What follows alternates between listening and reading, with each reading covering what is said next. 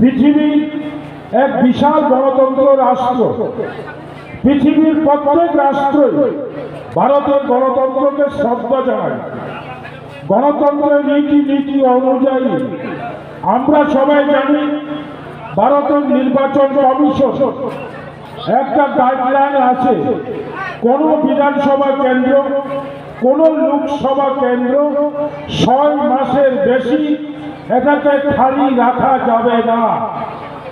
6 মাসের মধ্যে কোনো বিধায়ক পরলোক গমন করার পরে অথবা কোনো বিধায়ক, কোনো মাননীয় সাংসদ তার পদ থেকে পদত্যাগ করার পরে 6 মাসের মধ্যে সেখানে উপনির্বাচন করতে হয়। আমাদের রাজ্যে আগামী 23 তারিখ জুন আর বর্তমানে বিধানসভা কেন্দ্র, 6 আগরতলা বিধানসভা কেন্দ্র এবং 46 সুরমা তপশিলি উপজাতি কেন্দ্র, পাশাপাশি দর্পনগরে 57 যুবরাজনগর কেন্দ্রে উপনির্বাচন হচ্ছে। এই উপনির্বাচনে আমরা সুরমা কেন্দ্রে একজন পশ্চিমা এবং সংখ্যালঘু আমাদের হিন্দুস্তানি ভাই বাবুরাম সাত্তামিকে আমরা প্রার্থী করিয়েছি এবং আমি আশা রাখছি দীর্ঘদিন ধরে এই এলাকায় নির্বাচন প্রচারের পাশাপাশি আমাদের সকল অংশের মানুষ আজকে যেভাবে তীব্র মাথা প্রার্থীর সমর্থনে এই বাজারে আপনারা সকলে ধৈর্য সহকারে আমাদের তীব্র মাথার নেতৃবৃন্দদের বক্তব্য শুনেছেন। আমি আশা করছি এইবার একটা নবদিগন্ত, এইবার একটা নতুন দিশারি। এই নির্বাচনে কোনো সরকার পরিবর্তন হবে না, এই নির্বাচনে কোনো নতুন দল সরকারও গঠন করবে না। শুধুমাত্র ত্রিপুরার মানুষ, আমরা যারা ত্রিপুরার মানুষ রয়েছি, 4টা বিধানসভা কেন্দ্রের সম্মানিত নির্বাচক মণ্ডলী যারা রয়েছেন, দীর্ঘ বছর নয় 4.5 বছরে 18 সালে বিজেপি আইপিএফটি জোট সরকার রাজ্যবাসীকে যেভাবে জুমলাবাস করিয়েছে তার একটা আগাম রিহার্সেল, এটা একটা সেমিফাইনাল। এই উপনির্বাচন নির্ভর করবে আগামী 2023 সালে বিজেপি আইপিএফটি পুনরায় ত্রিপুরার ক্ষমতা দখল করতে পারবে কিনা।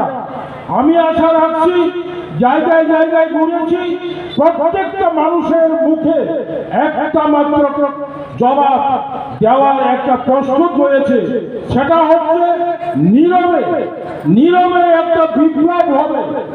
আমরা জানি বর্তমান শাসক দলের কাছে প্রচুর অর্থবল থাকবে, কিন্তু তাদের কাছে অর্থবল থাকলেও রাজ্যের মানুষ 4টা বিধানসভা কেন্দ্রের সম্মানিত নির্বাচক মণ্ডলীরা যেভাবে হোক আর পূর্ণাঙ্গ করে ব্যাখ্যা করে বলতে হবে না। আমাদের নেতৃত্বরা বলেছেন নতুন করে আপনাদের সামনে ব্যাখ্যা করে বলতে হবে না। সবাই প্রস্তুত 2023 বিধানসভা সাধারণ নির্বাচনের আগে এই উপনির্বাচনে জুমলাবাজ বিজেপিকে উচিত শিক্ষা দেওয়ার জন্য প্রস্তুত হয়েছে।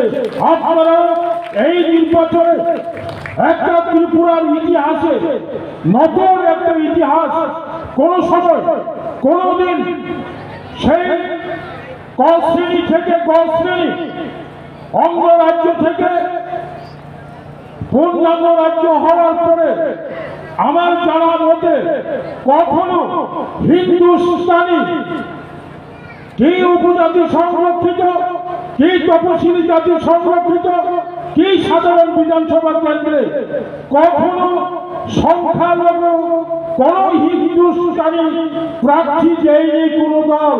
একমাত্র সম্ভব মহারাজা পদ্মকিশোর মানিক্য বাহাদুরের হৃদয়ের কারণে।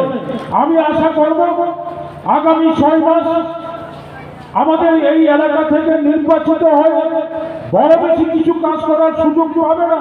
শুধু এইটুকুই আমি আহ্বান রাখবো, আমাদের প্রার্থী বাবুরাম সপ্তমী আনারস চিহ্ন নিয়ে দাঁড়িয়েছে। আপনারা আনারস চিহ্ন দেখে আগামী 23 তারিখ জুন আপনার ভোট আপনি দেবেন। আপনার ভোট কেউ হরণ করতে পারবে না।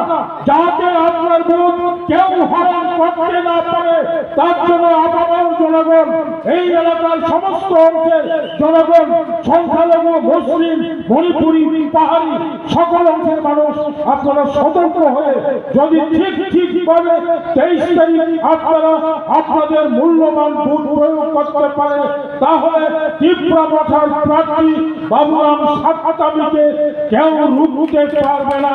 এবং 26 তারিখ জুন আমরা কমলপুর এসডিএম অফিসের সম্মুখ থেকে বিজয় মিছিল করে আমরা এলাকায় ঢুকবো।